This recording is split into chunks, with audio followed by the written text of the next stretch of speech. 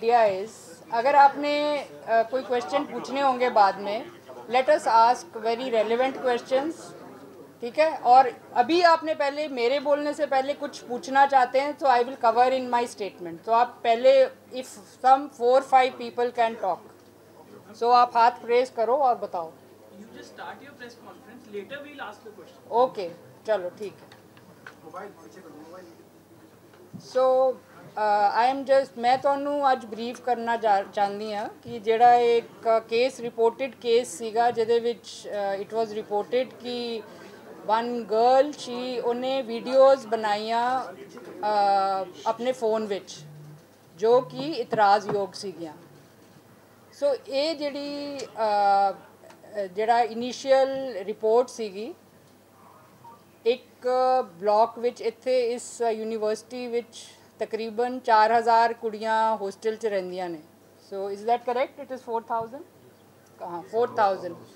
सो जो 4000 गर्ल्स हैं उहदे विच जेहड़ी affected girls we can say कि वन इज़ दी गर्ल जेहड़ी कि एक्यूज़ड है और उन्होंने पुलिस ने अरेस्ट कर लिया और उहदी इन्वेस्टिगेशन चल रही है। जो उस लड़की का फोन सीगा वो पुलिस पोजैशन विच ले लिया गया है तो वो स्टेट साइबर क्राइम नूं ओदा एनालिसिस लई भेज दिता गया। सो एक वो लड़की सी, दूसरी वो लड़कियां हैं जिन्हां ने उस लड़की नूं कुछ इतराज़योग हरकत करते हुए देखा। So there are about, we just interacted on the directions of DGP Punjab as a senior woman officer and additional DG holding charge of women and child affairs.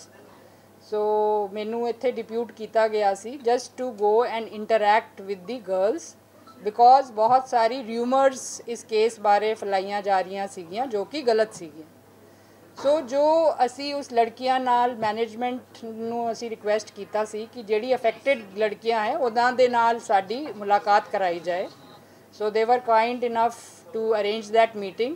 So we had a meeting with about 50-60 girls जो कि उस floor ते रहिंदियां सीगियां जिथे वो कुड़ी सीगी। सब तो पहली गल है कि जेड़ी ये सारे बच्चे ने most of them have joined the new session. सो एक दूसरे नू बहुत अच्छी तरह जानते नहीं है। पिछले 2 हफ्ते तो ये बच्चे इत्थे आके होस्टलर्स रह रहे हैं। सो एक दूजे नू अजे सैटलिंग इन प्रोसैस चल रहा सीगा। तो एक जिहड़ी लड़की जिन्हां नाल असीं इंटरैक्ट किया उहदे विच 3-4 कुड़ियां हैं जिन्हां ने एक्चुअली देखा कि जिहड़ी लड़की जिन्हों असीं अरेस्ट किया है कि वो जिहड़ा कॉमन वॉशरूम है, कॉमन वॉशरूम विच वो she was taking some picture which they thought कि वो बाथरूम दे डोर तो थल्लों तो ले रही है। So when they saw her doing this kind of thing, so they then reported the matter to the warden. They questioned her, ओदी उन्होंने phone नू ज़्यादा चेक नहीं किया और ये वार्डन नू दे दिता गया। उस तो बाद वार्डन ने ये पुलिस नू हैंडओवर कर दिता सीगा बाद विच जदों FIR दर्ज हो गई और लड़की दी अरेस्ट हो गई। So first of all those girls have sad कि जी कोई भी इस तरह की गल नहीं सीगी कि मतलब किसी ने एक लड़की ने कहा जी कि मैं तो थोड़ा जिहा एंगजाइटी हो गई सी मैनू तो ये सारी गल्लां सुन के तो मैं लेकिन लोगों ने ये अफवाह फैला दी है कि सुसाइड कर लिया। So first thing I want to clarify is कि after the interaction with the girls are very happy now कि जी सर दे फील सिक्योर कि their concerns have been addressed. So concerns उन्होंने यही सीगे कि उस जिहड़ा फोन विच उन्हां दी कोई इतराज़योग वीडियो ना होवे। जदों पुलिस वालों चैक किया गया प्राइमा फेसी सानू इस तरह की कोई भी वीडियो नहीं मिली। कुछ वीडियोज़ जिहड़ियां सीगियां उस जिहड़ी अरेस्टेड कुड़ी है उहदी खुद दी सीगियां और वो ostensibly she may have shared with her boyfriend और उस बॉयफ्रेंड नू अरेस्ट करन लई team has already been deputed. He is in another state. So he is the police party has been dispatched. So ये जिहड़ी हुण गल है इन्वेस्टिगेशन दी कि वैदर जो प्रिलिमिनरी असी फ़ोन देखा पुलिस ने उहदे विच कोई भी इस तरह की वीडियो नहीं है जो कि इतराज़योग होए except for the girls own videos. And secondly, एक कई कुड़ियाँ जिवें मैं तुहानूं पहलां कहा कि 4000 कुड़ियाँ विचों 20 कुड़ियाँ अफेक्टेड है उन्हां दा अज जदों असीं उन्हां दे नाल इंटरैक्ट कीता they asked questions to the SSP to the DIG to the deputy commissioner and to me so we addressed all their questions उन्हां दा सब तो वड्डा ग्राउज ये सीगा कि सानूं तो कोई पुछ नहीं रहा असी अफेक्टेड कुड़ियाँ हैं तो कोई होर कुड़ियाँ जाके प्रेस स्टेटमेंट्स दे रही हैं और सोशल मीडिया पे वो चीज़ वायरल हो रही है so that is we have advise the administration कि वो ਜਿਹੜੀ अफेक्टेड कुड़ियाँ हैं उन्हों की स्टेटमेंट एक सोशल मीडिया ते पा दे with an endorsement from the management that this is the correct version so I would appeal to the media कि ये जो ਇਹੋ जी चीज़ां ਜਿਹੜੀਆਂ ਹੁੰਦੀਆਂ ਨੇ कि जी लड़कियां दी किसी दी वीडियो वायरल हो गई या कोई इस तरह की सनसनी खेज चीज़ हो जाती है एक तो देखो जेड़े बच्चे जो अफेक्ट हुए तुसी सोच लो कि कोई साडी भैनां साडी बेटियां होस्टल्स विच जांदियां ने and they confront this kind of situation तो उन्होंने वो टैकल करन विच इमोशनल कॉस्ट भी हुंदा है तो एक डर भी हुंदा है इनसिक्योरिटी भी हुंदी है क्योंकि ये लड़कियां नवीਆਂ ਸੀਗੀਆਂ ਇਹਨਾਂ ਨੂੰ ਐਡਮਿਨਿਸਟ੍ਰੇਸ਼ਨ ਤੋਂ ਵੀ ਜਦੋਂ ਥੋੜਾ ਜਿਹਾ ਕੰਸਰਨ ਸੀਗਾ ਕਿ ਜੀ ਸਾਡੀ ਸੁਣਵਾਈ ਪ੍ਰੋਪਰ ਤਰੀਕੇ ਨਾਲ ਨਹੀਂ ਹੋਈ they were saying कि warden did a good thing she addressed all our concerns but we feel कि सानू कोई कुछ नहीं पूछ रहा so then we told them कि ਅਸੀਂ ਤੁਹਾਨੂੰ ਸਾਰੇ police officers and the deputy commissioners we have come so that कोई गलत story बाहर ना जाए so that is what I think now everything is clear if there are certain questions still so we will take देखो एक and let us not sensationalize the issue social media ते सारी तरीक़ियां दी खबरां चल रही ने जो कि जी लड़कियां ने सुसाइड कर ली है वो गलत है और there is nothing no substance in that there is no attempt there is no death so it is a case of young people doing certain things which has escalated beyond a certain point and some insecurity of young girls in a hostel जो JD रात JD अच्छा viral हुई हाँ JD रात ma'am जो रात video viral हुई थी उसको लेकर लोगों में ये रिपोर्ट जो आपने बोला कि वहाँ पे एम्बुलेंस दिखाई जा रही है वहाँ पे लड़कों को कुछ खींचते हुए दिखाया जा रहा है लड़कियाँ शोर मचा रही हैं तो इस चीज़ को लेकर सेंसेशनल न्यूज़ बनी आपने पूछ रही है तो वार्ड में क्वेश्चनिंग कर रही है तो उसके ऊपर आपका क्या है देखो जो एक वार्डन ने मैनू तो actually this I got to know about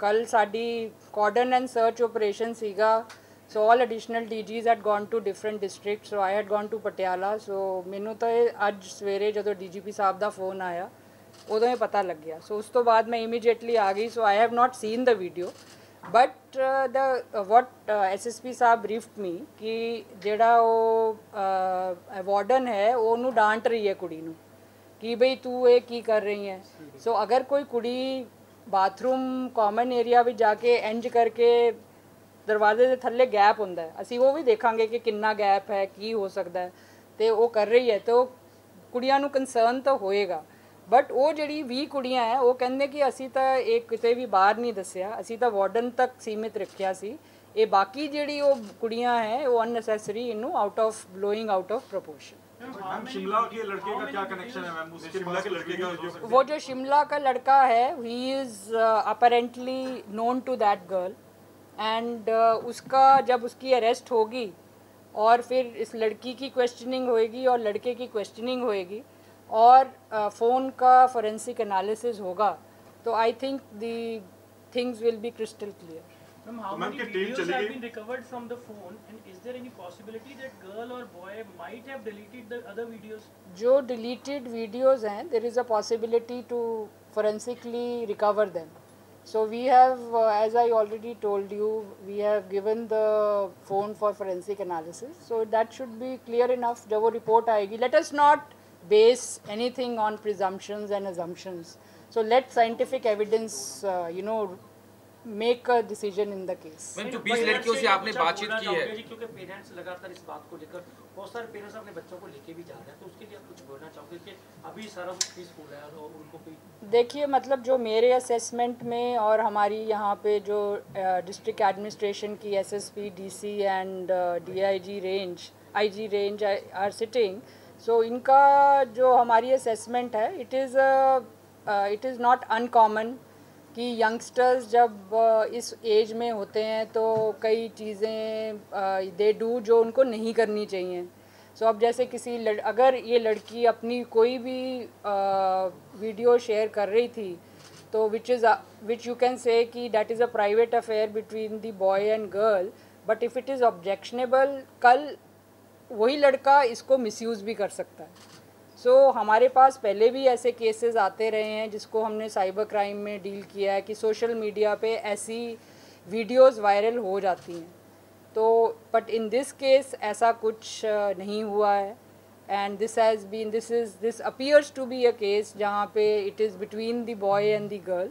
but investigation completely होगी. जैसे वो लड़कियाँ कुछ कह रही थी कि वो she was putting the phone under some bathroom door, so that we will investigate कि what exactly happened और क्या हुआ. मैम ਤੁਸੀਂ ਕਿਹਾ ਕਿ ਫੋਨ ਦੀ ਫੋਰੈਂਸਿਕ ਜਾਂਚ ਹੋ ਰਹੀ ਹੈ, ਲੇਕਿਨ ਹੁਣ ਸਿਰਫ ਫੋਨ ਨਹੀਂ, ਲੈਪਟਾਪਸ, ਡਰਾਈਵ, ਸਾਰੀਆਂ ਚੀਜ਼ਾਂ 'ਚ ਡਾਟਾ ਰੱਖਿਆ ਜਾ ਸਕਦਾ ਹੈ ਕਿ ਹੋਰ ਚੀਜ਼ਾਂ ਦੀ ਵੀ ਫੋਰੈਂਸਿਕ ਜਾਂਚ ਹੋਏਗੀ? ਕਿਹੜੀ ਚੀਜ਼ ਜਿਹੜੀ ਹੈ ਤੁਸੀਂ see there are this is एक any other recovery from the possession of girl, I mean laptop, memory card, pen drive or something?